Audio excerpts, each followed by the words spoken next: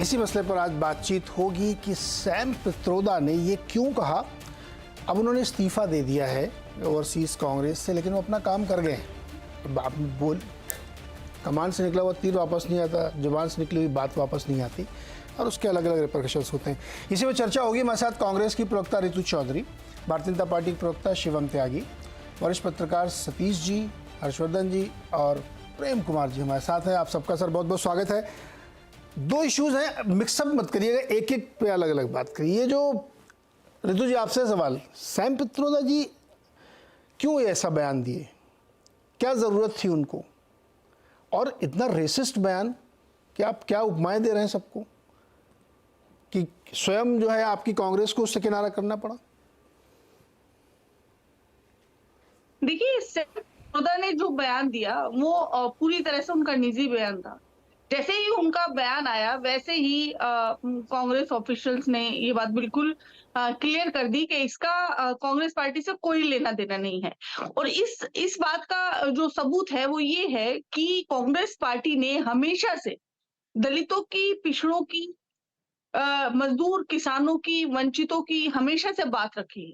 और हमेशा से वो कांग्रेस पार्टी हमेशा से इन वर्गों को सपोर्ट करती आई है। अब अगर इस बात पे मैं बात करूं तो देखिए, जब कांग्रेस पार्टी जब संविधान जब लेकर आती है तो वो संविधान इस प्रकार का लेकर आती है कि जब इस देश में सदियों से जो है भेदभाव और जाति का जो एक जो ग्रसित था समाज पूरी तरह से, जहां पे आपने देखा होगा कि दलितों को किस तरह से जो है किस तरह से उनसे व्यवहार किया जाता था, कि उनको गांव के बाहर उनको जो है रखा जाता था, गांव के अंदर उनको आने की इजाजत नहीं थी। सेम इसी प्रकार से आदिवासियों के लिए भी मैं बोल सकती हूँ कि आदिवासियों को कभी भी जो है जंगल से कभी बाहर नहीं आने दिया जाता और उनसे जानवरों की तरह व्यवहार किया जाता। इसी देश में वो सब होता था, इसी देश में वो भेदभाव होता था। तो वो एक समान समाज का जो है एक कल्पना करके इस तरह का जो है संविधान कांग्रेस लेके आई और सभी वर्गों को, सभी जातियों को, सभी धर्मों को एक प्लेटफॉर्म दिया जहां पर कोई किसी से कम नहीं है, कोई किसी से ज्यादा नहीं है। सभी को इंसान, मनुष्य के तरह से जो है बिल्कुल बराबर का वो रखा गया कि इनमें से कोई बड़ा छोटा नहीं है। जहां पे कांग्रेस इस तरह की सोच रखती है और पिछड़ों को, दलितों को, आदिवासियों को, वंचितों को उनका हक देने का काम करती है, तो सीधी तरह से ये साफ हो जाता है कि इस प्रकार के बयानों से कांग्रेस का सीधे तौर पे कोई ताल्लुक नहीं है। लेकिन रितु जी एक चीज बताइए कि आपने सफाई तो दी, लेकिन आप मतलब सोचिए कि वो 75-80 साल पहले की घटना बता रहे कि सब ठीक करके हमने संविधान बना दिया, अभी भी इस तरह की सोच रखने वाले हैं लोग।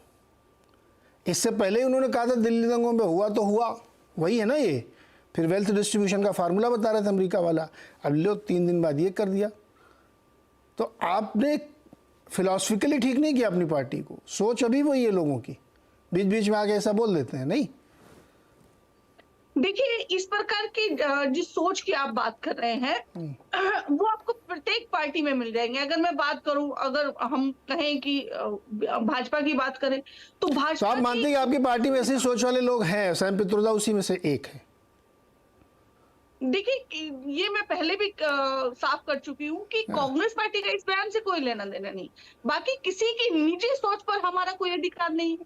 वो तो आपको भाजपा में भी इस तरह के अनेक नेता मिल जाएंगे। अगर इस तरह की बात की जाए तो फिर जो है, जो ये कहते हैं कि हम संविधान बदल देंगे और इस प्रकार का समाज लेके आएंगे जिसमें दलितों को जो है गाँव के बाहर रखा जाएगा। ये कौन सा लेके आएंगे, ये किसने बोला? ये इस पर जो ये कहते हैं कि संविधान हम बदलने के लिए 400 पार की जो है सीट की बात करते हैं, उसका सीधा सीधा मकसद यही है कि क्या? जो जातिवाद और जो धर्म का जो वो था, ये कहाँ लिखा हुआ था कि संविधान बदलेंगे और सबको बाहर निकालने वाला फार्मूला बनाइए? कहाँ पढ़ा आपने? क्या मतलब, आप बताइए मुझे कि संविधान बदलने का और क्या मकसद हो सकता है, ये बताइए आप मुझे। अच्छा, जो आजादी के बाद से अब तक 100 बार संविधान संशोधन किया गया, उसका क्या मकसद था? देखिए, संविधान संशोधन जो है समाज सुधार के लिए किया जाता है। तो अगर कोई जो है संविधान बदलने की बात उन्होंने कहा कही अपने घोषणा पत्र में? आप लोग बार बार घोषणा पत्र की कसम खाते हैं ना, तो किधर लिखा हुआ था कि बदलेगा? देखिए, अनंत हेगड़े जी ने, दिया कुमारी ने, लल्लू सिंह ने, तमाम इन लोगों ने इस प्रकार के दावे ठोके हैं कि अगर हमें संविधान बदलना है तो 400 पार लाना ही होगा। और राहुल जी क्या कह रहे हैं? राहुल जी ने क्या कहा है? जी, क्या कहा बताइए? आप बताइए ना, आप सबकी सुन के बता रही हैं, तो राहुल जी ने भी ये बताया कि 90% लोगों के पास कुछ नहीं है, 10% लोग कब्जा करके बैठे हैं। उन्होंने तो यहाँ तक कह दिया कि कोई संपादक नहीं आदिवासी, मीडिया तक को उन्होंने ये अपने गिरफ्त में लिया है। ये सब बातें उन्होंने बोली हैं। जी, अगर राहुल जी ये बात कहते हैं कि 90 सेक्रेटरीज में से कितने दलित हैं, कितने आदिवासी हैं, कितने पिछड़े हैं, तो आरएसएस की और भाजपा की पेट में दर्द क्यों होता है? जब वो ये कहते हैं कि मीडिया में बैठे हुए जितने भी संपादक हैं, जितने भी एडिटर्स हैं, उसमें से कितने दलित और आदिवासी, तो भाजपा के पेट में दर्द क्यों होता है? अगर वो कहते हैं कि तमाम बड़ी संस्थाओं में कितने दलित और कितने आदिवासी और कितने पिछड़े हैं, जिनकी जनसंख्या जो है 60% से ऊपर है, उनको क्यों नहीं बड़े संस्थानों में जो है अधिकार मिलता? तो इसमें अगर वो ये बात कहते हैं तो इसके भाजपा की पीठ में दर्द क्यों होता है? अगर वो उस व्यक्ति को, उस जो बिल्कुल हाशिए पर है, उसको उसका हक देने की बात करते हैं, तो इनके पेट में दर्द क्यों होता है?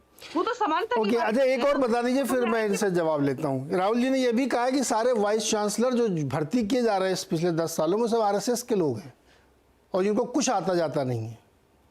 ऐसा है क्या? देखिए, आप तमाम यूनिवर्सिटीज में जाइए, अभी आपने सुना भी होगा, पीछे गलगोटिया यूनिवर्सिटी से कुछ बच्चे जो है प्रोटेस्ट करते हुए हमारे मुख्यालय की तरफ आ रहे थे। उनसे जब पत्रकारों ने, आप ही के साथी थे वो पत्रकार, हम तो नहीं गए थे पूछने के लिए, उन्होंने ये पूछा, बेटे आप किस लिए आए हो? कुछ पता नहीं। किस बात पे प्रोटेस्ट है? कुछ पता नहीं। हमें तो ये बोला गया वाइस चांसलर की तरफ से, और हम इधर से आ गए। तो अगर इस तरह के एजेंडे जो है वाइस, तो आप ये कह रही हैं गलगोटिया का वाइस चांसलर जो है आरएसएस के कहने पर तय किया गया ना? देखिए, मैंने ऐसा कुछ नहीं। अरे हेलो, अभी स्टूडेंट का उदाहरण दे रही, वो गलगोटिया के लड़के थे सारे। ऋतु जी देखिए, सोच के बोलिए। हाँ, इस तरह के जितनी, देखिए मैं साफ आपके, मैं किसी से डरती नहीं हूँ, मैं बिल्कुल साफ आपके चैनल पे ये बात नहीं, साफ बोलिए, बहुत अच्छी बात है, मैं आई अप्रिशिएट इट। कि मैं खुद, हमारे खुद के मेरे रिश्तेदार, हमारे पड़ोसी जो बच्चे पढ़ते हैं, वो आके बताते हैं कि हमें इस तरह से इंडस्ट्री में बोला जाता है, इस तरह के प्रोग्राम्स हमसे जबरदस्ती इनवाइट किया जाता है। तो इस बात का क्या मतलब समझा जाए? इस बात का क्या मतलब समझा जाए कि वाइस चांसलर क्या इस तरह से नियुक्त नहीं किए जा सकते, जब वो लोग जो है संविधान बदलने? अरे वाइस चांसलर सर यूजीसी नियुक्त करती भाई, उसको इतना कंट्रोवर्शियल बना दिया कि उन 181 लोगों को चिट्ठी लिखनी पड़ी, भाई हमारे खिलाफ ये क्यों सब मुहिम हो रही? तो क्यों, उनके क्या पेट में दर्द हुआ? उनको क्या लगा? उनके ऊपर आरोप ये लगा कि आरएसएस के कहने भर्ती हो रही है और उनको कुछ आता जाता नहीं। खैर ये वाला विषय डाइग्रेस हो जाएगा। आज का मुद्दा सैम पित्रोदा और, अच्छा एक और इशू बच गया अभी, वो भी जवाब दे दीजिए। अडानी अंबानी को अब गालियाँ नहीं मिल रही। देखिए इसकी क्रोनोलॉजी समझिए, पहले अडानी अंबानी, फिर हम दो, हमारे दो, फिर कुछ लोग हैं जिनके पास पूरी संपत्ति, फिर 11 लोग तक आ गए, और अब आप लोग उनको गालियाँ नहीं देते। एकदम पैसा भर भर के मिला है क्या? ऐसा पीएम ने आरोप लगाया, बताइए। देखिए, आपके सवाल में ही जवाब है, और सवाल पे ही हम सवाल करते हैं। आपने ध्यान से देखे नहीं राहुल जी के भाषण, उनमें लगातार उन्होंने अडानी अंबानी पर हमले किए, और इसको हमने वीडियो के जरिए जो है अपने सोशल मीडिया के माध्यम से बताया भी है, आप चेक भी कर सकते हैं। खुद राहुल जी ने वीडियो बनाकर ये बात मोदी जी से पूछी है कि अगर उनके पास काला धन है, तो आप तो कह रहे थे कि नोटबंदी के बाद काला धन जो है खत्म हो जाएगा, वो काला धन अगर अभी भी है तो इसका मतलब नोटबंदी गलत थी। और दूसरी बात, अगर उनके पास काला धन है तो आपकी ईडी और सीबीआई अभी तक क्या कर रही है? अभी तक क्यों नहीं छापा मारा?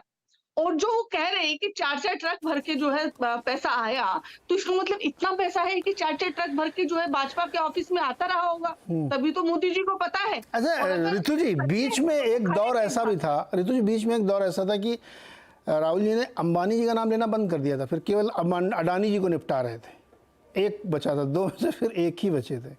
अब फिर से मोदी जी ने कह दिया कि नहीं, दोनों का। अच्छा, अब एक बड़ा टेक्निकल क्वेश्चन है कि जब वो आप लोग कहते हैं कि उनके दोस्त हैं, हम दो हमारे दो, और ईडी सीबीआई उनकी घरेलू है, भारतीय जनता पार्टी का ही तो हिस्सा है ईडी सीबीआई, क्या जांच करेगी वो? आप उसकी मांग क्यों कर रहे हैं? है कि नहीं? देखिए, हम तो सब, आप ही कहते हैं कि भारतीय जनता पार्टी की एक्सटेंडेड फैमिली है ईडी सीबीआई, तो उससे आप जांच की उम्मीद कर रही हैं क्या? देखिए, हम तो संविधान को मानने वाले लोग हैं, और संविधान। ओके, ठीक है ऋतु जी, आप जरा ये जो भारतीय जनता पार्टी वाले ना, त्यागी जी, बुलाओ भाई शिवम त्यागी जी को। शिवम त्यागी जी, पित्रोदा जी ने कहा कि देश की एकता है और उन्होंने उपमाएं दी, वो रेसिस्ट थी। ये बात सही है, कांग्रेस ने भी किनारा कर लिया एकदम से, उसको आपने कर लिया एकदम से, आप चढ़ बैठे एकदम इनके ऊपर। तो क्या आपको ऐसा लगता है कि ये बहुत बड़ा एक हथियार आपके हाथ आ गया है? और दूसरा, ये अडानी अंबानी एकदम से क्यों मोदी जी ले आए बीच में, ये क्या चक्कर है? नीरज जी, मैं आपसे एक छोटा सा बस 1 सेकंड का सवाल पूछना चाहता हूं कि आपने वो फिल्म देखी है क्या, 3 इडियट्स? हाँ, आमिर खान वाली देखिए। देखिए, थैंक यू। उसमें कैरेक्टर है चतुर रामलिंगम का, जिसको जो है हिंदी अच्छे से आती नहीं, लेकिन वो अपने प्रोफेसर को इम्प्रेस करने के लिए, अच्छा करने के लिए हिंदी में स्पीच करता है। स्पीच करते टाइम वो कम से कम 10,000 गलतियां कर देता है। उसी दौरान जो है एक दुबे जी जिन्होंने स्पीच लिखी थी वो पीछे खड़े हुए होते हैं। वो बार बार प्रिंसिपल को जाकर बताते हैं कि बोल वो रहे हैं लेकिन शब्द मेरे हैं। वो फिर कुछ बोलता है, वो फिर कहते हैं बोल वो रहे हैं लेकिन शब्द मेरे हैं। अब ये बोल तो सैम पित्रोदा रहे थे, हिंदी इंग्लिश का जो भी परेशानी रही हो भगवान जाने, शब्द राहुल गांधी के थे। लेकिन आखिरकार क्या है कि ब्लंडर हो गया तो वो दुबे जी भी बेहोश हो गए थे। इधर राहुल गांधी को भी लगा बेहोश होने से तो बेहतर है कम से कम जबरदस्ती कुछ दिनों के लिए इस्तीफा लिखवा लो, हर दूसरे दिन कुछ ना कुछ कंट्रोवर्सी हो जाती है। तो स्थिति यहां पर ये थी, बोला सैम पित्रोदा ने लेकिन शब्द राहुल गांधी के ही थे भैया, ये तो मानना पड़ेगा। अब आते हैं आगे, जहां तक विषय इन सब चीजों का है, जिस तरीके से वो सैम पित्रोदा ने कहा रेसिस्ट है, और रेसिस्ट भी छोटा मोटा रेसिस्ट नहीं है। मैं भी दिल्ली में रहता हूं, आप मुंबई में रहते हैं, कई जगह किस तरीके से नॉर्थ ईस्ट के बच्चों को कुछ फ्रिंज एलिमेंट्स और कितने तमाम लोग क्या क्या नाम उपनाम संज्ञाएं दे देते थे, और किस तरीके से उन फ्रिंज एलिमेंट्स के खिलाफ सरकार पुलिस सभी कार्रवाई करते हैं, ये देश जानता है। अपने ही देश में आपकी इतनी हिम्मत है कि खड़े होकर आप किसी को चाइनीज कह देंगे क्योंकि उसकी बनावट, उसका ढंग किसी और तरीके का है, या फिर अफ्रीका में आप अपने ही देश में साउथ इंडियंस को जो है अफ्रीकन कह देंगे क्योंकि उनका रंग काला है, शाम रंग है उनका, हमारी राष्ट्रपति का शाम रंग है, तो इसका मतलब आप क्या अफ्रीकन कह रहे हैं आप उनको? तो बोलने से पहले आपको सोचना तो पड़ेगा साहब, शब्दों की तो बहुत बड़ी मर्यादा आपको इसमें रखनी पड़ेगी। दूसरी बात, लगातार कहते ही आते हैं वो, अब से कुछ दिनों पहले 2 दिन पहले इनहेरिटेंस के बारे में बात कर रहे थे, तब भी यही चीजें थी। विषय बहुत साफ है, कांग्रेस का जो एजेंडा है वो कहीं ना कहीं सैम पित्रोदा वो क्या एजेंडा क्या है, हालत में आए उससे पहले ही खोल देते हैं। क्या एजेंडा है? राहुल गांधी यहां पर आकर कहते थे 10 आदमियों के पास जो पैसा है, 2 आदमियों के पास जो पैसा है उसको खटाखट सब में बांट देंगे हम। राहुल गांधी ऐसे कह रहे थे, पित्रोदा ने साफ साफ ही बता दिया कि जिंदगी के साथ भी और जिंदगी के बाद भी, मरने के बाद भी 50% यार शिवम त्यागी, एक मिनट शिवम त्यागी, पहले तो बताओ एजेंडा क्या है जो आप बार बार करो? उनका एजेंडा है, पीछे से दुबे जी की आवाज थी लेकिन वो राहुल जी की आवाज एक। सैम पित्रोदा कहाँ, अमेरिका में शिकागो में रहते हैं और उन्होंने कुछ बोल दिया, आप एकदम उनको इतना भाव दे रहे हैं और उनको निकाल भी दिया गया। निकाला नहीं, खुद ही इस्तीफा दे दिया उन्होंने। हम उनको नहीं हम उनको खुद इस्तीफा दे दिया। ऐसा कांग्रेस करेगी, उनको इतना भाव मत दीजिए आप लोग। हाँ बोलो। नहीं हम भैया ओवरसीज अध्यक्ष बनाए बैठे हो, भाव हम ना दें?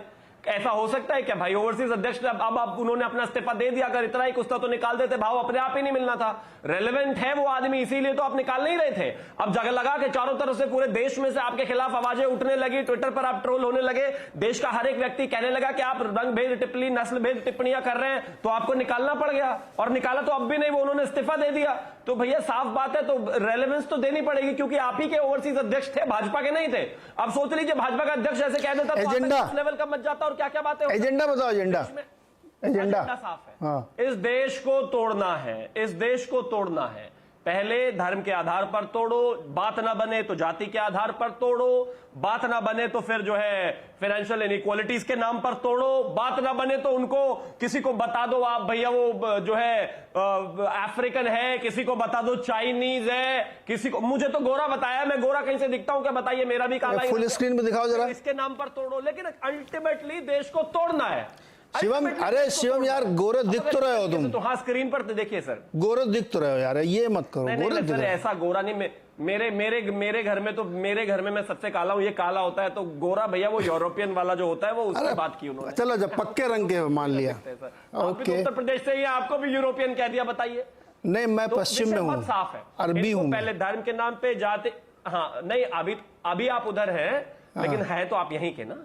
तो अभी आप जो है, मतलब वो पहले जाति के नाम पर तोड़ो, धर्म के नाम पर तोड़ो, फिर अभी ये वर्ग के नाम पर तोड़ो। मैं मानता हूं कि इस तरीके का जो तोड़ने वाला एजेंडा, तोड़ने वाला, अच्छा ठीक है, तोड़ने वाला एजेंडा। दूसरा वाला सवाल, ये ठीक है। अभी ये अडानी अंबानी का ये अभी तो राहुल जी कहते थे, प्रधानमंत्री जी कहने लगे अगर पता है टेम्पो में पैसा भर के जा रहा तो रोको। सडनली आपने हाँ आप नहीं बिल्कुल रोकेंगे, उसमें तो कोई दो राय नहीं है, लेकिन एक चीज तो बताइए, ये कहां से एकदम ऐसा कौन सा बटन सडनली राहुल जी का दब गया कि 10 दिन से बिल्कुल गायब ही हो गए, अडानी अंबानी पर बात करने को तैयार नहीं थे।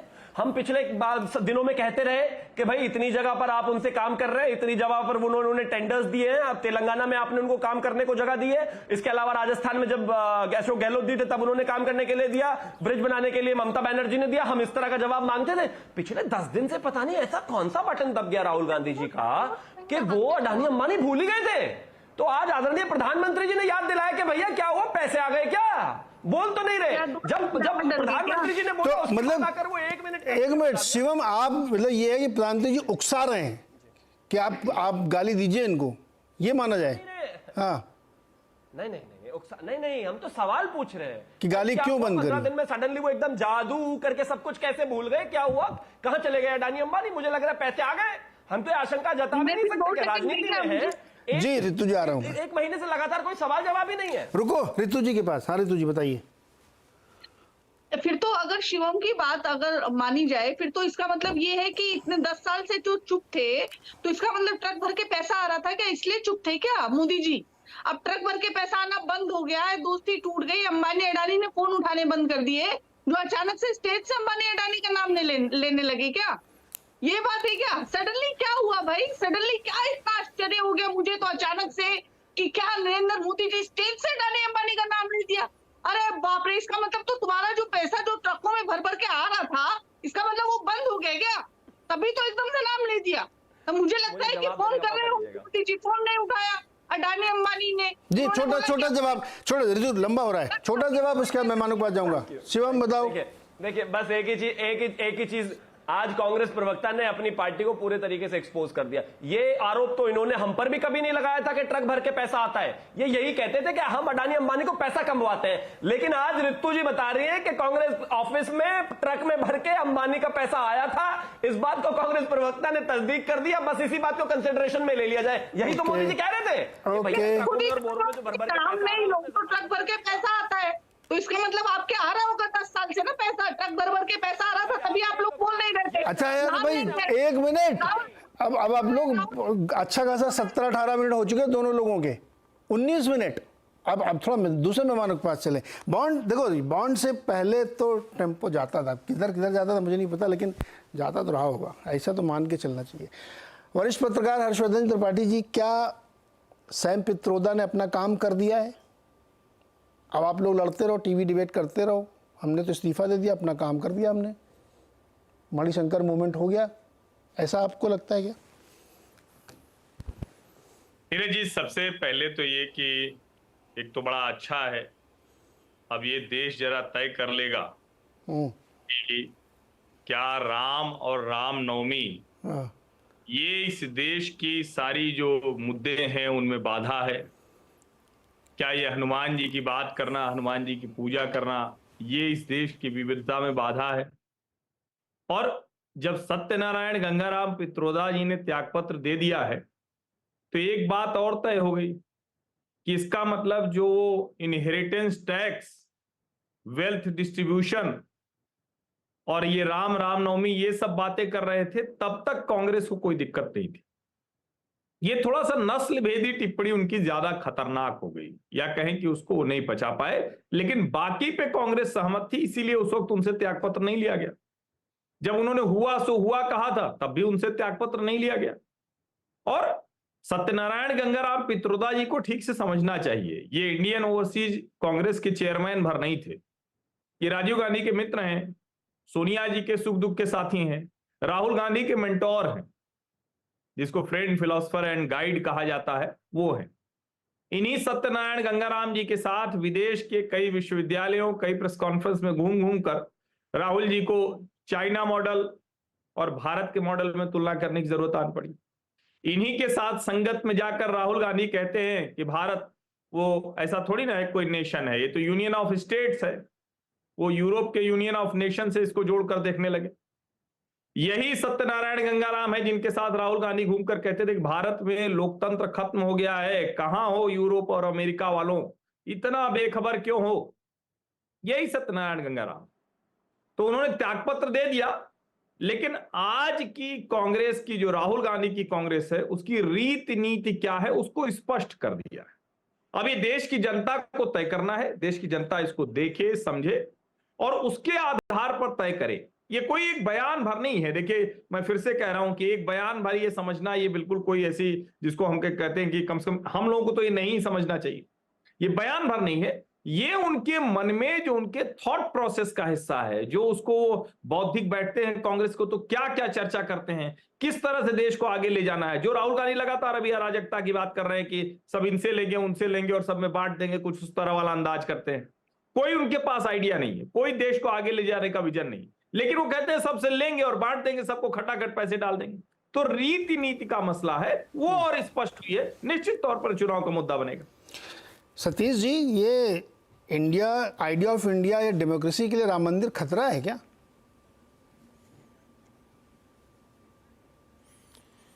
देखिए, आपने जैसे सवाल बाकियों से किया, अगर आप वैसे करेंगे तो मैं जवाब देता जाऊंगा। पित्रोदा जी ने बोला सर, हमने अपने मन से कुछ नहीं पूछा। क्विज मास्टर की तरह क्वेश्चन की नहीं, मैं ये कह रहा हूँ जिस तरह से तो मैं कह रहा हूँ, सुनिए, हाँ, आप क्विज मास्टर की तरह पूछिए तो मैं जवाब देता जाता हूँ। पूछा मैंने जेम्स माइकल लिंगदो नाम भी सुना है। मैंने आपको जवाब दे रहा हूँ। जेम्स माइकल लिंगदो भी नाम सुना है, और मैंने हिंदुस्तान भी सुना है। एक जवाब ये है। दूसरा, मैं आज कांग्रेस पार्टी ने उनको इस्तीफा दिलवा दिया, ठीक है, लेकिन देखिए इसका दो एस्पेक्ट है। एक इंटेलेक्चुअल एस्पेक्ट है, इसका पॉलिटिकल एस्पेक्ट है। जो रंग वाली बात उन्होंने कही है, उनकी जो अंतिम शब्द हैं कि व्हाट्स रॉन्ग विद इट, इस शब्द को तो किसी ने नहीं उठाया। मैं तो आपके अभी 20 मिनट प्रोग्राम देख गया। व्हाट्स रॉन्ग विद इट, ये शब्द भी तो आना चाहिए। उसका मतलब क्यों नहीं उठाया गया, या मुझे बताइए। इसलिए मैंने कहा इंटेलेक्चुअली उसमें कोई दिक्कत नहीं है, किसी का कोई रंग हो ऐसा दिखता है कि बोली भी जाती है बात, लेकिन वो कह रहे हैं what's wrong with it, number 1। Number 2, तो इसलिए मैंने कहा इंटेलेक्चुअली अलग है, पॉलिटिकली अलग है। पॉलिटिकली मुद्दा बन जाएगा, बना सकते हैं, लेकिन अच्छा किया कांग्रेसियों ने इस बार वो मणिशंकर नहीं खोज करके एक इस्तीफा दिलवा दिया। पता नहीं कितना उसके लिए उनको जोर लगाना पड़ेगा। तो पहली बात यह है। बात दूसरी, सतीश जी एक मिनट, सतीश जी एक सेकंड, सतीश जी एक सेकंड सर, ये जो इंटेलेक्चुअली वाला ना, उसको थोड़ा सा और एक्सप्लेन कर दीजिए। मैं इंटेलेक्चुअली मैं ये कहना चाह रहा हूं कि आप अगर उसको ठीक से पढ़ लें, उसको ठीक से समझ लें, तो ये ज्यादा जरूरी है। क्योंकि राजनीतिक दल तो ऐसे ही मुद्दा विहीन आलतू फालतू गपबाजी करके ही राजनीति करेंगे। उन्होंने कहा है व्हाट्स रॉन्ग विद इट, इसका मतलब यही बात, सवाल तो मैं आपसे पूछ रहा हूं। अरे आपने समझ लिया तो बताओ ना, मैं दर्शकों 6 लोग से पूछ रहा हूं, 5 लोग से मैंने बोल दिया व्हाट्स रॉन्ग विद इट। कोई भी आदमी कैसा भी दिख सकता है। इसमें गलती क्या है? ओके, अब जो उस मुद्दे पे आओ सर, जो आप बता रहे हैं। गलती क्या है बताइए ना भाई, इसमें गलती क्या है भाई, बताइए शिवम जी। अब रुको सर, अब रुको, आपने पूछ लिया तो अभी पूछ ही लेते हैं। इसमें क्या गलती भाई, what's wrong with it? Thank you. हाँ तो ठीक है, बताइए। एक शब्द कहा जो है, एक शब्द कहा गया कि इसमें गलती क्या है, और राजनीतिक लोगों का तो काम है उल्टा फुल्टा लफाजी करके राजनीति करना। थोड़ी देर के लिए जो पत्रकार महोदय है, मैं इनका सम्मान करता हूं, इनको दिल्ली मेट्रो में ले जाइए, और अगर इनका रंग रूप और दिखावा जो है नॉर्थ ईस्ट के बच्चों के टाइप का हो, और कोई इनको कह दे कैसा चाइनीज दिखता है, तो इनको पता चलेगा कि इसका अर्थ क्या है। ये कहीं साउथ इंडिया के किसी हिस्से से आते हो और इनका शाम रंग हो, सांवला रंग हो, और कोई इनके रंग पर कमेंट कर दे, तब इनको पता चलेगा इसका अर्थ क्या है। इनको अमेरिका भेज दो, ब्लैक एंड व्हाइट्स में इनकी लड़ाई करवा दो, जब गले पर यहां टांग रखकर कोई मार देगा जान से, तब इनको पता चलेगा कि ब्लैक एंड व्हाइट्स का असर क्या है और रंग पर टिप्पणी करने का असर क्या है, तब जानेंगे। ये उस सिचुएशन में नहीं है ना।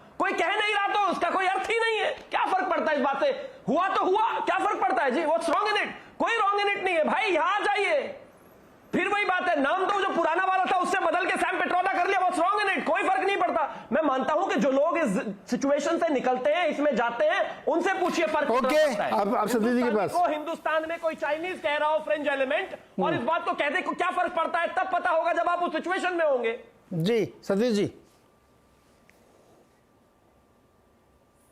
मैं देखिए वो फिर एक राजनीतिक रूप से वो बोल पड़े, हालांकि मैं उनके टी शर्ट का कायल हूं। क्या बात है, दिखाओ भैया फुल फ्रेम में दिखाओ सतीश जी टी शर्ट सवाल यही तो है कि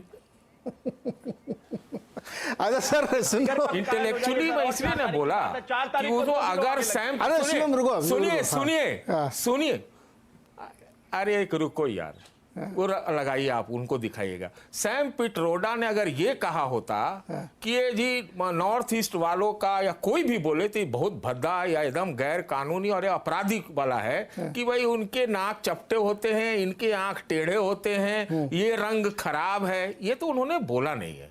तो मैं वहां पर उनको मैं व्यक्तिगत रूप से मैं उसको क्लीन चिट देता हूं। सर कैसे उन्होंने कहा है कि ये चाइना लगा कि इससे उनका हानि हो। सतीश जी, उन्होंने कहा वो चाइनीज दिखते हैं, वो अरबी दिखते हैं, वो अफ्रीकन दिखते हैं।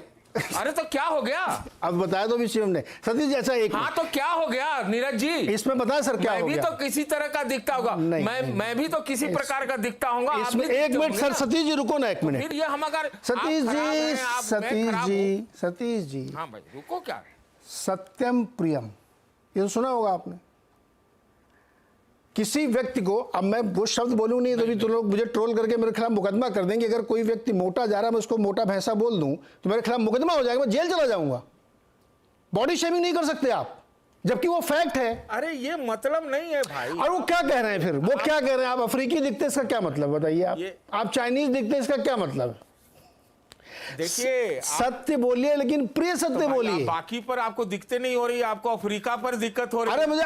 अरे मुझे सब पे दिक्कत हो रही है, अरबी दिखते हैं। ये क्या है? अरे आप बोलने भी तो दीजिए नीरज जी, बोलने भी दीजिए। बोलिए सर, आप सवाल पूछिए, मैं जवाब देता जाऊं। बोलिए सर, बोलिए।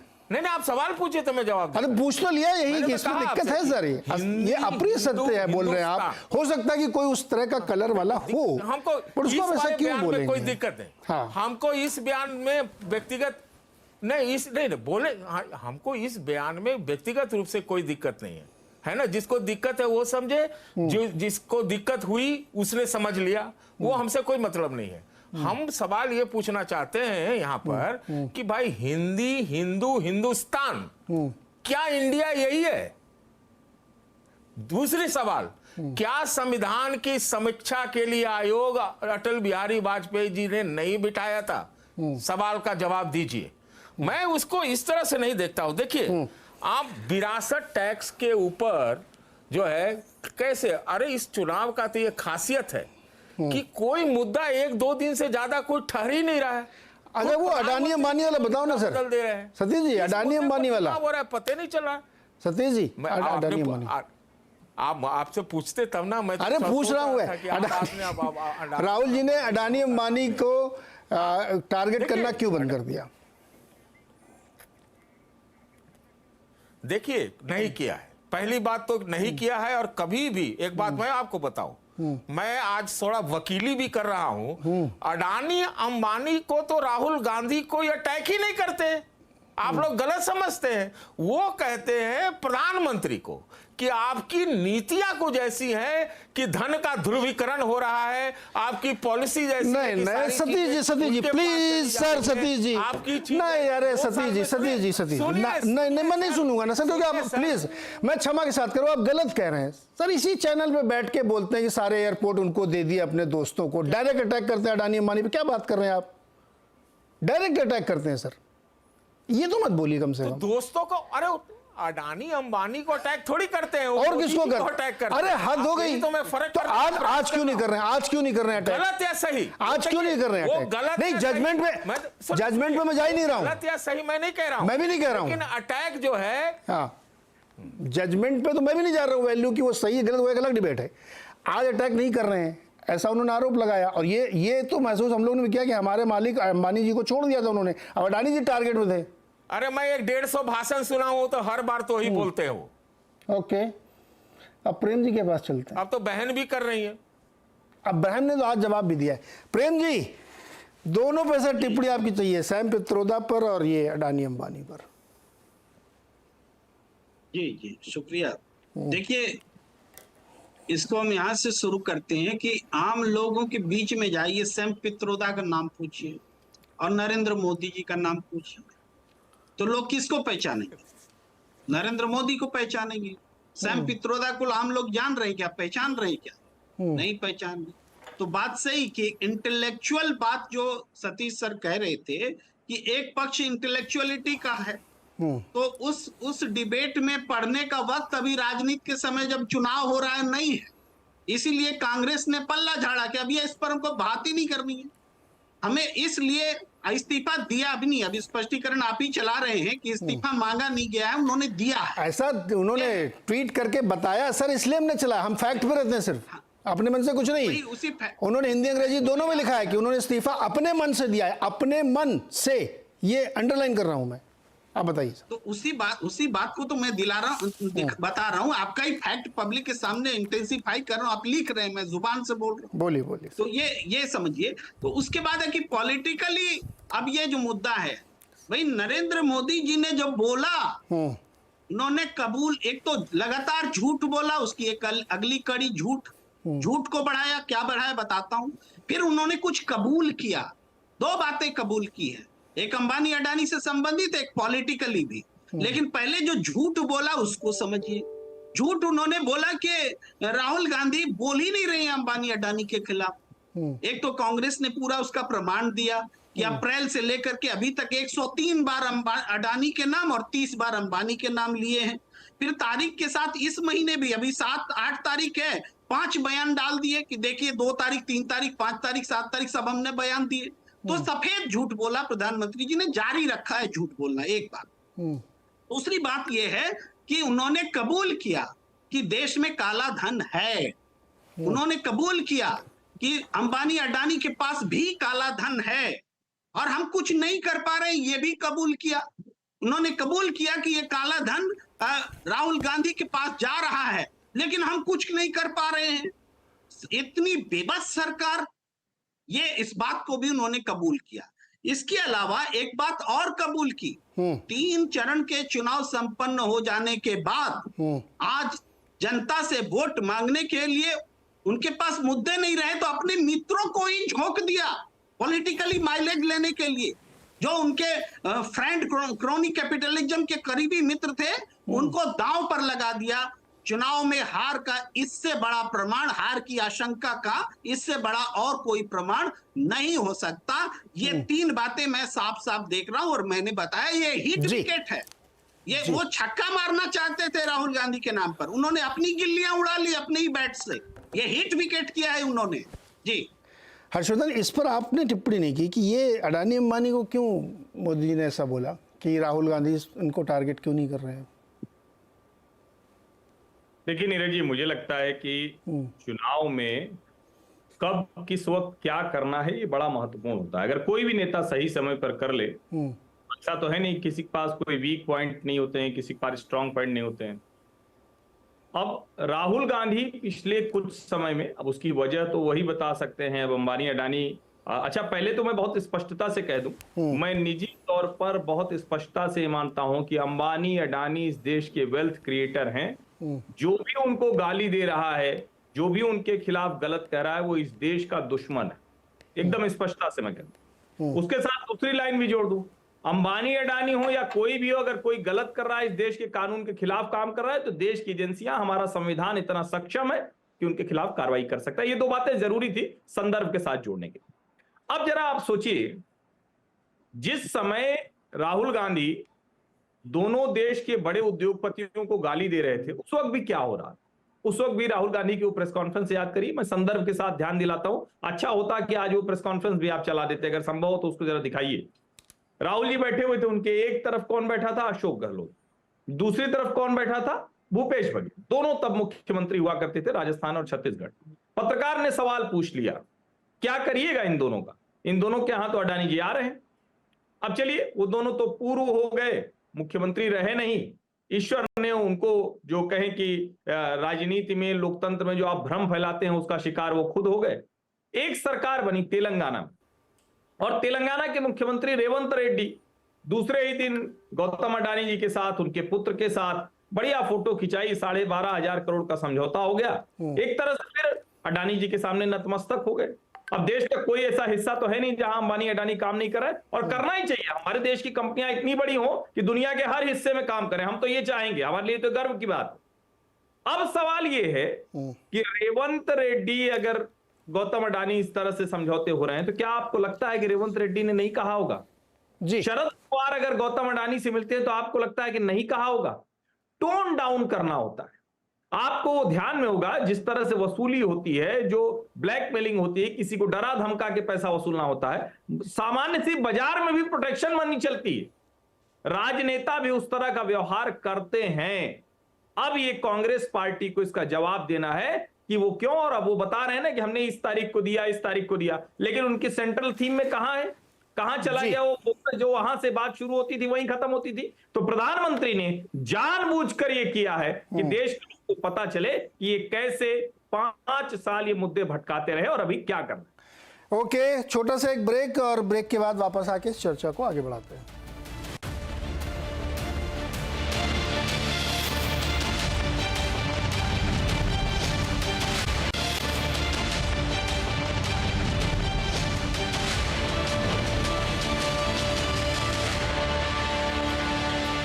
स्वागत एक बार फिर से आपका चुनाव अड्डा में। आज चर्चा हो रही है सैम पित्रोदा और मोदी जी के उन बयानों पर जो काफ़ी गर्मा गर्म रहे आज पूरे दिन के दौरान।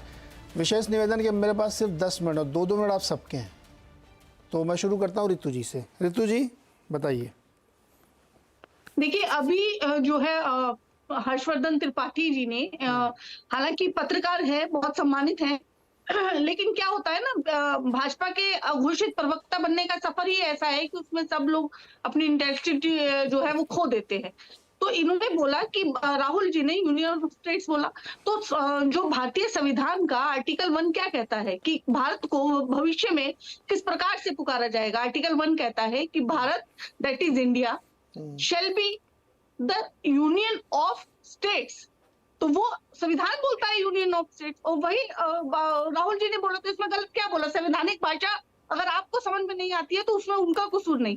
दूसरी बात, रंग और भेद की बात अगर मैं करूं तो आप बताइए, पिछले 10 सालों में जितना अत्याचार इन्होंने लिंग के आधार पर, रंग के आधार पर, जाति के आधार पर इन्होंने किया, अगर उसका आंकड़े हम यहाँ पर मैं रखूं आपके सामने, तो मतलब इतना आश्चर्य। आप इनके एक सहयोगी ने, साथी ने, प्रज्वल रेवन्ना, जिसके लिए मोदी जी वोट मांग रहे थे, उन्होंने तो रिकॉर्ड ही तोड़ दिए। उन्होंने तो महिलाओं का जो है जो अत्याचार है वो 3000 महिलाओं का कहते हैं कि उनके वीडियोस जो है वो वायरल है। खैर, और जो आदिवासियों के मुंह पे, दलितों के मुंह पे पेशाब करने का काम कौन करता है? वो भाजपा पार्टी करती है। ऊना कांड को ले लीजिए, जो है दलितों को, क्योंकि वो थोड़े सांवले दिखते हैं, तो उनके ऊपर अत्याचार जो उनकी पीठ तोड़ दी कोड़े मार मार के। आप मध्य प्रदेश में देख लीजिए, दलितों को पीछे जीप के पीछे बांध के घसीटा जाता है, जिंदा दलितों को, आदिवासियों को, और उनको इतना घसीटा जाता है कि वो घस जाते हैं आधे आधे, और उसी में मर जाते हैं घिसते घिसते। तो इस प्रकार का भेदभाव करने का काम जो है वो केवल भाजपा पार्टी कर रही है, और 10 साल में तो इन्होंने हद ही पार कर दी। इतने अत्याचार तो कभी किसी समय में हुए भी नहीं। रितु जी आपके 2 मिनट हो गए, आपके 2 मिनट हो गए। शिवम जी 2 मिनट स्ट्रिक्टली, उसके बाद मैं बाकी लोगों के पास जाऊंगा। 2 मिनट बताइए, जवाब दीजिए आप रितु जी के जवाब। Thank you. मैं सिर्फ, हाँ, मैं नीरज जी सिर्फ एक ही चीज कहना चाहता हूं कि शायद थोड़ा सा डेटा पर बात करती रितु जी, रेटोरिकल ये जुमलेबाजी जो है ये राहुल गांधी तक ही छोड़ दे तो ज्यादा बेहतर है। चलिए, वो बड़े नेता हैं, आप तो डेटा से बात करें तो बेहतर है। दलितों रितु जी अब उनकी बारी, उनका 2 मिनट। बीच में नहीं, बीच में नहीं, प्लीज बीच में नहीं, प्लीज बीच में नहीं। अगर आपने डेटा उठाया होता तो राजस्थान में जब आपकी सरकार थी, दलित आदिवासियों पे, दलितों पर खास तौर पर, पिछड़ी जातियों पर सबसे ज्यादा अत्याचार वहीं पर हुए, खास तौर पर दलित महिलाओं पर सबसे ज्यादा। उस पर 2 शब्द आपने बोल दिए होते तो बेहतर होता। लेकिन मैं सिर्फ एक ही चीज कहना चाहता हूं जिस तरीके से सैम पित्रोदा ने ये बात बोली है, ये कांग्रेस की मानसिकता है। जिस तरीके से लगातार अडानी अंबानी राहुल गांधी करते थे, लेकिन अब बिल्कुल अपने आप ही कहीं ना कहीं टोन डाउन कर लिया, जो कहा गया वो बिल्कुल ठीक बात है। तीसरी बात, अब एक और इंटरेस्टिंग एनालॉजी अपने आप ही ड्रॉ कर ली कि जब बोल नहीं रहे थे तो दोस्त हैं अडानी अंबानी, दोस्त हैं अडानी अंबानी, दोस्त हैं। अब टेक ऑन कर लिया, अब उनके बारे में बात कर दी, ये देखिए अपने दोस्तों को कॉम्प्रोमाइज कर दिया, लूज कर दिया। अरे तय कर लो भैया, दोस्त है कि नहीं है। भारतीय जनता पार्टी 400 पार तो कर ही रही है, लेकिन इस दौरान आप इस तरीके से जो गोल पोस्ट शिफ्ट करोगे, उस पर भी कोई जवाब दोगे कि नहीं? तेलंगाना पर कोई जवाब नहीं, जब सरकार हिमाचल में, उस पर कोई जवाब नहीं। छत्तीसगढ़ में 52,000 के प्रोजेक्ट ले लिए, कोई जवाब नहीं। ममता बनर्जी अडानी के खिलाफ एक शब्द बोलने के लिए तैयार नहीं। खुद किसी भी राज्य में जितनी जगहों पर काम कर रहे हैं, जो कि करना चाहिए, उस पर एक सवाल नहीं। और अभी पिछले दिनों अपने आप ही अडानी अंबानी को लेकर जो है चुप हो गए, लेकिन आज जब प्रधानमंत्री ने कर दिया, कहते अपने दोस्तों को कॉम्प्रोमाइज कर दिया। नहीं, ये साबित करता है कि इस देश में वेल्थ क्रिएटर्स, बिजनेस करने वाले बिजनेस करें, देश को आगे बढ़ाएं, लेकिन बख्शा किसी को भी नहीं जाएगा। किसी पर भी अगर कोई गलत करेगा तो आंच आएगी, और सब जो है कानून संविधान के दायरे के तहत काम करेंगे। लेकिन शिवम भाई 2 मिनट हो गए आपके। शिवम भाई जो सवाल उठ रहा है उस पर 2 मिनट्स डन। सतीश जी के पास। सतीश जी, कुछ चुनाव पे इनका असर होगा? चौथा चरण एकदम अगले हफ्ते ही है।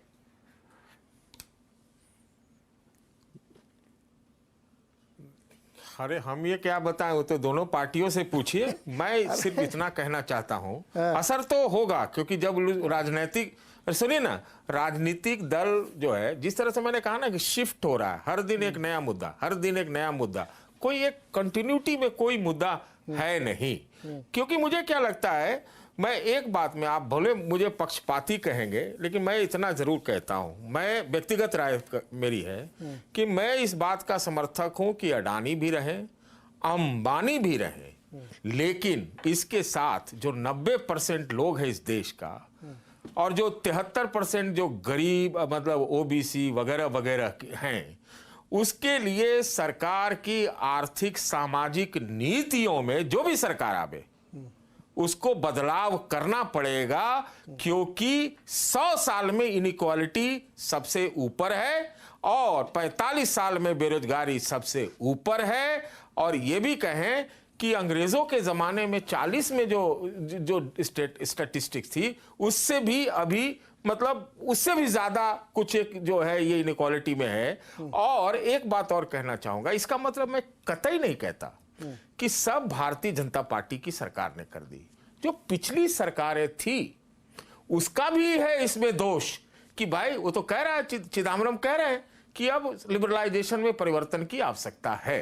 तो मेरा यह कहना है कि न्याय होना जरूरी है, नहीं तो ये किसी के हित में नहीं है जी, किसी के हित में नहीं है।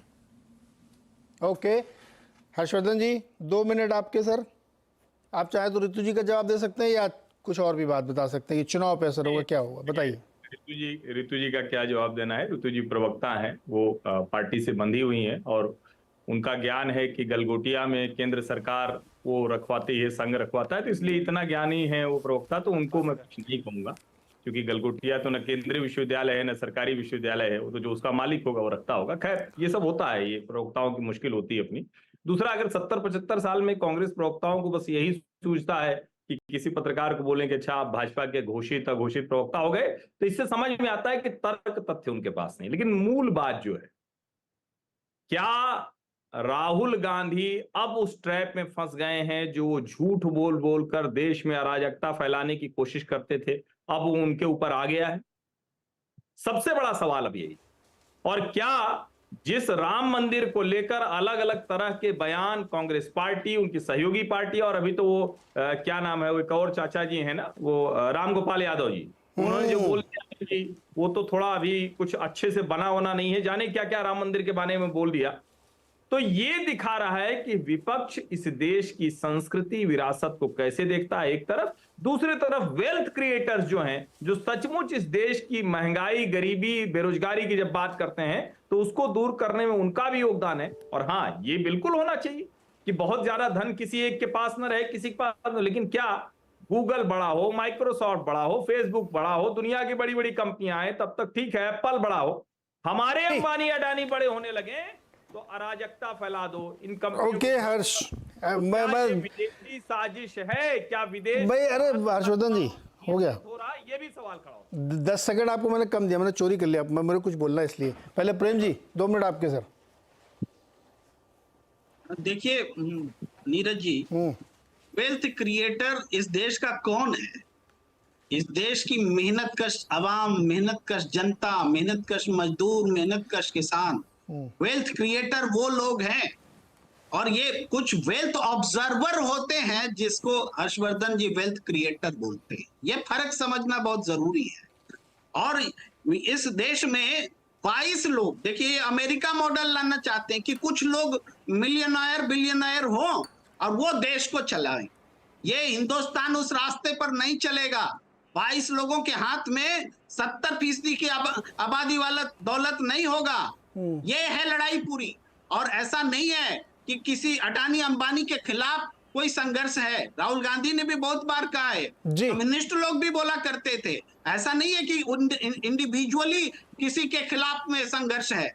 ये संघर्ष है कि भाई नीचे के तबके को विकास का लाभ मिलेगा कि नहीं मिलेगा, ये लड़ाई है। और इसके लिए अभी जो बात चली है, जो भी राजनीति, इसका राजनीतिक पहलू है, ये राजनीतिक पहलू ये है कि अंबानी, जैसे अभी बात हुई कि कांग्रेस की सरकार में अडानी को काम मिल जाता है। अरे सरकार के संविधान के हिसाब से सबको काम मिलेगा, अडानी को क्यों नहीं मिलेगा? वो पक्षपातपूर्ण नहीं होगा क्या कि हम अडानी को काम ही नहीं देंगे?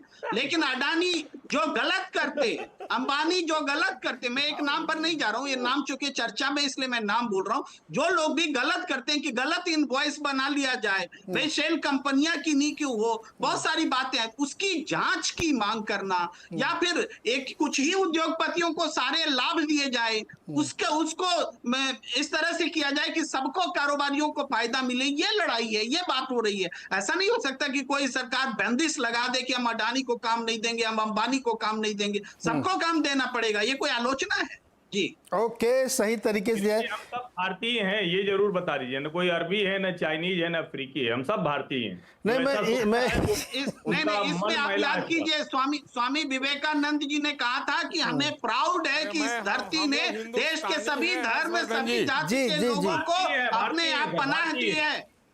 इसीलिए ये नहीं है जी। मुझे 2 चीज़ें इसमें ये जोड़नी थी अपनी तरफ से, इसलिए मैंने 1 मिनट आप लोगों का चुरा लिया, 10 सेकंड नहीं चुराया, नहीं, सबको दिया बराबर, हमारा 1 मिनट था। 2 विषय थे, इस पर बहुत साफ होना चाहिए। जैसे जो सैम पित्रोदा ने कहा, वो फिलोसफिकल हो, प्रैग्मेटिक हो, व्यवहारिक, जो भी जिस भाषा में हो, सत्य सापेक्ष होता है, ये बात ध्यान रख लीजिए आप। सत्य एब्सोल्यूट नहीं होता कि जो मैं बोल रहा हूँ वही सत्य है या कोई बोला। इसीलिए कहा गया कि सत्य और प्रिय जरूरी है। मैंने इसीलिए उदाहरण भी दिया था कि जब आप कोई बात कहते हैं तो वो सत्य तो हो ही, लेकिन वो प्रिय भी होनी चाहिए, इसलिए सत्यम प्रियम कहा गया है। पहली बात, इसलिए कोई भी उपमा दें, बोलें, बॉडी शेमिंग करें, ये सब ध्यान रखना चाहिए। किसी को बुरा लग सकता है, हो सकता है आपको बुरा नहीं लग रहा हो, लेकिन किसी को बुरा लग सकता है, तो आपको ये ध्यान रखना पड़ेगा। और बाकायदा इसके खिलाफ कार्रवाई हो सकती, कानूनी। अपने अपने दफ्तरों में पता कर लीजिएगा, कमेटियाँ बनी हुई हैं इसके खिलाफ। तो इसलिए सत्य बोलिए, लेकिन वो प्रिय सत्य होना चाहिए। पहला तो ये। दूसरा, जो अडानी अंबानी वाला है, मैं इसमें ये कहना चाहता हूँ सिर्फ कि एकदम कानूनी संविधान सम्मत व्यापार करने का सबको अधिकार है, लेकिन अगर भारत को वाकई ग्रो करना है और जिन 90% को के हाथों को काम, वेल्थ सब मिलना चाहिए और एक प्रॉस्पेरिटी आनी चाहिए, तो उसके लिए हमें अडानी अंबानी जैसे कम से कम 100 उद्योगपति चाहिए। दोबारा बोल देता हूँ, कम से कम 100। 2 तो बहुत कम है। ये आप सोच नहीं सकते कि आपके यहां $200 बिलियन की कितनी कंपनियां हैं। हमारी एक सबसे बड़ी कंपनी का जितना मार्केट कैप है, उतना वहां एक दिन में वोलेटिलिटी होती है अमेरिका में। कौन से ख्यालात में हम लोग डूबे हुए हैं? हमें 100 अडानी अंबानी चाहिए इस देश को विकसित बनाने के लिए, प्रॉस्पर बनाने के लिए, 90% लोगों को ठीक से रखने के लिए। इसलिए कहीं पर आपको जाके ये बात समझनी पड़ेगी कि केवल उद्योगपतियों को गाली देने से नहीं होगा। हाँ, इसमें मैं सहमत हूं कि एक ही आदमी के पास सब कंसंट्रेशन ना हो, नियम से मिले, बिड से मिले, वो सब बिल्कुल ठीक है, लेकिन उद्योगपति होना बहुत जरूरी है। और मैं ये इसलिए नहीं कर रहा हूं कि मैं इस चैनल में काम करता हूं, मैं 25 साल से रिलायंस इंडस्ट्रीज को कवर कर रहा हूं, इसलिए कह रहा हूं, और बहुत सारी इंडस्ट्रीज को कवर किया है। हमें 200-300 बिलियन डॉलर मार्केट कैप वाली 100 कंपनी चाहिए। बहुत बहुत शुक्रिया।